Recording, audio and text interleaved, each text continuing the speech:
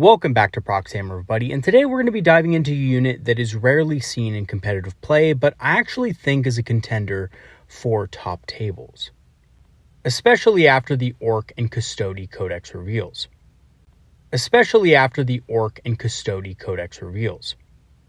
And based on those reveals, it does look like Orcs are going to be in the ascendancy, and it looks like Custodies are going to have to adapt to a different playstyle. They're not going to be able to rely on the tried and true ways that they have so far in 10th edition. Which, in my honest opinion, has basically been teleport on objective, stay on set objective for the entire game, weathering as much fire as possible, and then winning the game mostly on primaries and capitalizing on your opponent's inability to score primaries of their own, picking up many secondaries as you go. Because, there's a lot of secondary objectives that actually, kind of go hand in hand with scoring primary. But now that Custodies have essentially lost their army-wide 4-up feel no pain against dev wounds and mortal wounds, that's going to be a bit of an issue for them. They're not going to be as survivable against things that cause devastating wounds.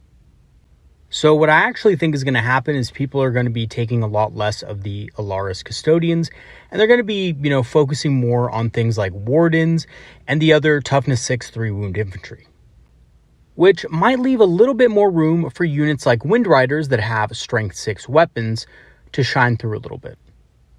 Alright, so what are we going to be talking about specifically in today's video? Well, we're going to be, like always, going over the stats, weapons, and special rules of the Windriders, just to get a quick review of those. We're going to be looking at their strengths and weaknesses, their different combos and synergies. We're going to be also doing some quick math hammer to illustrate their power against their ideal targets. We're also going to be talking about why Windriders might go from casual units to competitive very soon. And lastly, we're going to be discussing the role Windriders play in an Eldar army and how to make the most out of them. Alright, so taking a quick look at their stats, they're very fast at movement 14, being jet bikes. They are tougher than average Eldar. They basically have marine stats, so toughness 4, wounds 2, and a 3+ save. They also do have OC 2 for some sneaky objective steals, and this is actually pretty cool. A lot of the mounted units in the game have OC 2, so these are among the cheaper of those units, so that makes them pretty good at stealing objectives for a low cost. As far as the ranged weapons they can take, they have the choice of 3 different options. The shuriken cannons are effective against mech targets. That's probably going to be your go-to. In fact, I would say that the other choices are quite niche and are probably not going to be your best option. Under the vast amount of circumstances, scatter lasers are effective against light infantry, basically guard equivalent targets, but the problem is that for the same cost, you can get a unit of Shroud Runners. They still have scatter lasers, Shroud Runners, and they have a lot of other abilities to make them even better. So realistically, you're just never going to give them scatter lasers. The shuriken catapults are pretty effective at scoring secondary objectives as, they can advance and shoot. The problem is that the Eldar Index has so many units that are good at scoring secondaries. Having a unit with shuriken catapults, basically neutering their ability to actually deal damage when they're mostly a damage dealing unit based on their ability and other factors, is going to not be a winning combination. In melee, they're actually surprisingly okay. They're not terrible. They have 3 attacks at strength 3, AP 0. Doesn't seem great, and it's not. They're not a combat unit, but it does make them quite a bit more effective than things like Shroud Runners, and in certain circumstances, you can actually use these guys to charge into light infantry and actually, kill them and win an objective off of them. And I think this is highly underrated because there are some situations where you might have the opportunity to shoot shuriken cannons at something and then charge a very cheap fodder unit in the backfield, deal enough damage in order to kill it, and then take the objective. Things like Dark Eldar Mandrakes, Eldar Rangers, those kind of units are all within the range of a unit of 3 Windriders to be able to sweep through in close combat. And just to give you guys an example of how these guys perform, let's say against 5 Mandrakes, when these guys charge in, they will be hitting about 6 times out of 9 with a reroll, probably get about 7 hits, and then wounding about 3 times, and we can assume that the Mandrakes will fail 2 saves. So 3 Mandrakes strike back. You have a 3+ armor save yourself. Mandrakes don't have any AP. You're probably going to survive the counter swing by quite a bit. And you prevent the mandrakes from being able to, just pick them up and go back into strategic reserve because of their ability. So, there are situations where charging these guys into combat might actually be good. So keep your eye out for it in those specific circumstances. As far as their abilities go, they do get rerolls of 1 to hit against the nearest enemy unit, which is okay. Nearest enemy is always kind of conditional, but they get rerolls all hits against an enemy unit on an objective. Doesn't matter if it's the nearest target or not. Which should be what you're shooting for with this unit. You should be trying to focus on units that, come onto objectives early in the game. Things like, units of 5 infiltrator marines, for example, or scouts. These guys are very effective at dealing with those units pretty quickly and also trading up against them. They also confer this ability to any characters that join the unit, so Warlock Skyrunners or Farseer Skyrunners will also get this ability, which means they're going to be able to reroll all hits against units on objectives. So, your Twin Shuriken Catapults, for example, on those models, and your Eldritch Storm is going to be rerolling hits as well. Which, speaking of, also frees up Guide so that you can use Guide on another unit, so you don't have to use it on the Windriders themselves. As far as their warrior options, like I said before, they can take the Shuriken Cannons, Scatter Lasers, or Shuriken Catapults, any mixture of them, although I would just stick to pure Shuriken Cannons. I think we have, and any list that is, effective on the battlefield should have enough units to score secondaries, so you probably don't need the Shuriken Catapults on this particular unit. As far as their cost, this is really where the competitiveness of the unit comes down to. If they're too expensive, they're not going to be effective. But they're not, right? They're only 80 points. A lot of people will compare these to Shroud Runners, but these guys do a lot more damage. They're more front-loaded in that way, and I think they do, fit well at 80 points. Another really cool thing about this unit is that they can be taken in up to units of 9.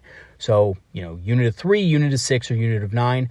A lot of people don't like the unit of 9 because it is a little bit of a risk, but they make a great fire and fade target, and they make a great target for any stratagems like, lightning fast reactions. Or, in some cases, Blade Storm, which will help the AP of the unit. Now, again, there is a risk in taking a big unit, and a lot of competitive scenes won't really take a big unit of these guys, but I do think it's worth mentioning because these guys can dish out a lot of damage. As far as their keywords go, they do have the mounted and fly keywords, which make them slightly unwieldy to move, but the good news is that unlike other jet bike units in our army, these guys have very small base sizes. They're on 32 mils, which are a lot easier to maneuver around, and pretty much everything is measured to and from the base, and the only time that this is an exception is during deployment, where you have to deploy the entire model inside of your own deployment zone, which includes the model itself. However, again, when you are measuring distance, it's going to be to and from the base. The only exception is with vehicles and monsters as outlined in the rules commentary because, there's a lot of vehicles and monsters in the game, like wave serpents, that overhang their base, and it would be impossible to measure everything to and from the base because of that. So, if your opponent tries to argue with you about it, just point out in the core rules that, they are on flying bases, so everything is going to be measured to and from that base, and the only time this is an exception is in deployment, where you have to actually, physically put the model inside your deployment zone. And I do understand that that's a little weird for some people, and if you guys are out there and you're playing it a different way, that's totally cool, but, just agree with your opponent beforehand so that both of you guys are playing under the same set of rules, because you can't have one army playing a certain way, measuring to and from bases, and the other army measuring to and from the physical models. So just keep that in mind. Okay, so as far as their strengths and weaknesses go, their strengths are they're very fast and maneuverable, and they're extremely hard-hitting and independent. Now, what I mean by independent is that they don't really need outside buffs to be good, because they have an inbuilt buff in their ability. However, outside buffs, of course, do help, and I will talk about that in a second. As far as their weaknesses go, they are fairly fragile. Being basically only the toughness of a Space Marine means that a lot of weapons can down them. Okay, so let's go ahead and talk about their combos and synergies next, and I actually believe this is the unit in the index that probably benefits the most from the different synergies that exist between our units. So first of all, Shroud Runners can give them lethal hits, which is brutal with the Shuriken Cannon. The Shuriken Cannon is already getting sustained hits. It's already re-rolling all of its hits as well. So on top of that, you're also getting lethals. It's absolutely brutal. And I think in these cases, when you're going against tougher targets, and again, one of the reasons why in the beginning of the video I brought up Custodes and why I think this unit might be good against them is because of this brutal combination of lethal hits and sustained hits. So when you have a double proc, you always want to re-roll your hits, especially against tougher targets. Of course, against your standard opponents like normal Space Marines, toughness 4, 2 wounds, and a 3-up save, you're probably not going to want to do this because, just rolling normally is going to get you enough wounds to probably kill the unit off. But if you're going against something tougher, you definitely want to go for that double proc and re-roll all of your hits. That aren't criticals, that is. So basically what you do is you roll your dice, you pick out all your 6s, you count up your sustained hits, you count up your lethal hits, and then you re-roll everything that's not a 6. You're getting a ton more lethals and sustained, and it does make up for it against tougher targets. Realistically, things that are toughness 6 and above when using this combination. Warlock Skyrunners also give the unit Ignores Cover or Stealth. Both are extremely powerful. Ignores Cover is really good though, because it's going to be able to allow the -1 modifier of the Shuriken Cannon to really shine through. And if you have a bigger unit and want to stack a Blade Storm on top of this, it can be really devastating to enemy infantry and even enemy hard targets if you're, again, using those lethal hits from the Shroud Runners. Doom also helps them hit a lot harder, even against larger targets. So, if you want to consistently do damage to things like Gladiator Lancers and so forth, the combination of Doom and lethal hits can really put a lot of saves in your opponent's hands. And, -1 armor. Again, your opponent is going to have to pop smoke if they want their unit to even have a chance at surviving. And even then, on top of that, if you have a bigger unit that's ignoring cover and also re-rolling hits, popping smoke isn't really going to do a whole lot of good. So as you can see, there's just a massive amount of potential with Windriders being able to do insane amounts of burst damage to various targets. Now, of course, they do have targets they perform better against, so I'm going to give you some quick math hammer with some of the more simple interactions you might come across. So one of the interactions that I think is going to be the most common with Windriders, because they're kind of known for being the best at it, is their damage against mech targets, Marine equivalent targets. Toughness 4 to 5, 2 wounds, and a 3-up save. We're also going to look at 2 other types of targets, which I think they're going to be pretty good at, and it does kind of make sense because currently in the meta, these units are things you might come across frequently, and that is light vehicles, toughness 6 vehicles with 6 wounds and a 4-up save, things like Orc Trucks or, Dark Eldar Venoms. You also have Orc Knobs here, toughness 5, 2 wounds and a 4-up save. You're going to see a lot of knobs in the new Orc Codex. So just be prepared for that, and I think Windriders are probably one of the best tools to deal with them overall, and we're going to be doing just some simple math with 3 Windriders with Shuriken Cannon. So whatever the results are, you can multiply it by however many more Windriders you have, and that will give you a general idea of how much damage they can do. Okay, so first up is against Marine equivalents. Again, toughness 4 to 5, 2 wounds, 3-up save. The results is you kill about 3 models. This may not seem like a big deal, but it's actually a really good trade. 3 Marines is well more than half the cost of the unit. It's going to be more than 40 points worth of models, and that's realistically where you want to be with it. A unit that's worth 80 points that can easily pick up 3 Marines in a single shooting activation is pretty strong. And of course, if you have 2 units of 3, you're picking up a unit of 5 Marines per turn. As far as light vehicles go, toughness 6, 6 wounds and a 4-up save, the results are you're doing about 6 wounds, which is killing it. So on average, 3 jet bikes kills a light vehicle. Now, a lot of people may not look at that and say, look at a Shuriken Cannon and say that's really good against light vehicles. But it is, especially against things like Vipers and other Eldar units as well. They're fast, they're hard-hitting against these targets. And strangely enough, they seem to be much more effective against light vehicles than they are Marine equivalents, which makes sense because most light vehicles have less armor. So, again, that -1 AP is going to do a little bit more work. Last on our list is Orb Knobs. Now, Orb Knobs are a little bit tougher at toughness 5, but it doesn't matter because Windriders have strength 6 weapons. So the results is you're going to kill about 4 models. The 4+ save really does hamper them here, and you're going to get a little bit more kills. And of course, this is without buffs. This was without, any kind of feel no pain or any, durability buffs. But even so, if you're base able to kill about 4 knobs with, 3 Windriders, that's a good trade. Especially if you have other types of support, which all Eldar units should have, And again, these are the results in a vacuum, but realistically, your other units are going to be in there to support the Windriders as well. So it's not always going to be a 1-for-1 trade. A lot of people think if a unit can't kill its points worth in a single activation, then it's not worth using unless it can also dodge back out of line of sight. But if well positioned and well coordinated, units like this can do really well in the hands of an experienced player. All right, so now for some context behind the numbers. How do Windriders compare to other units? So the closest other unit that does well against these types of targets are in fact Shadow Specters. Shadow Specters are a little bit more expensive, they're 15 points more, but they're typically considered one of the best damage dealing units in the entire index. And for more points in comparison to Windriders, if you're just looking at damage, they kill 1 less Marine, they kill 1 less Orb Knob. However, because of their damage 3, they still end up killing 1 light vehicle. So they are very good into light vehicles, but again, Windriders can do the same thing, but cheaper by 15 points.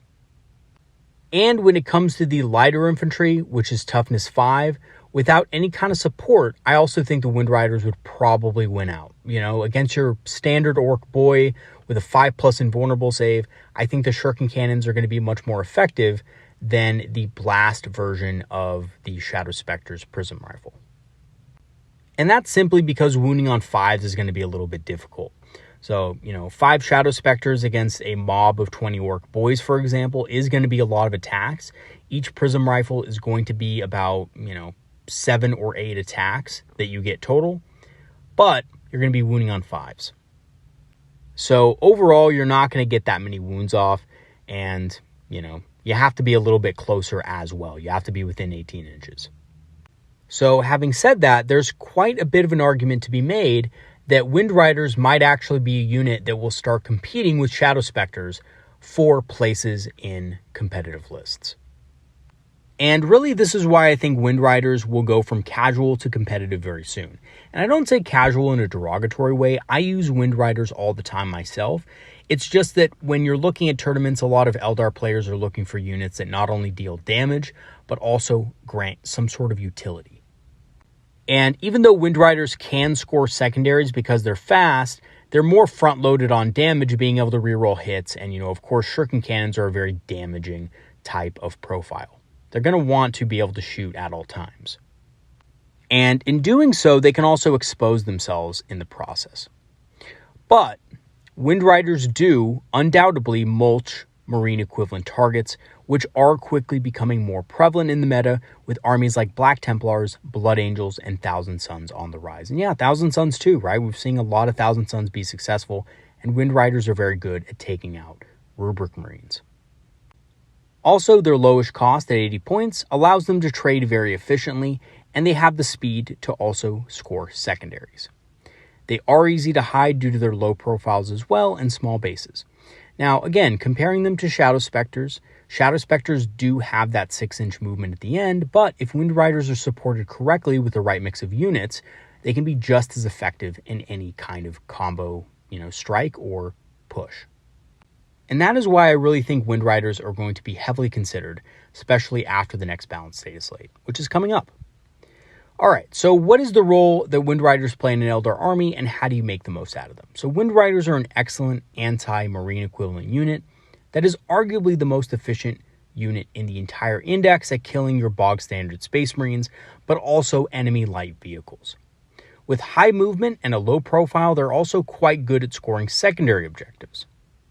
So despite them not having a utility type ability or something like Scout or Infiltrate like Shroud Runners do, they do have some sort of utility in the way of, they're very fast, they're very small, and can score on secondaries.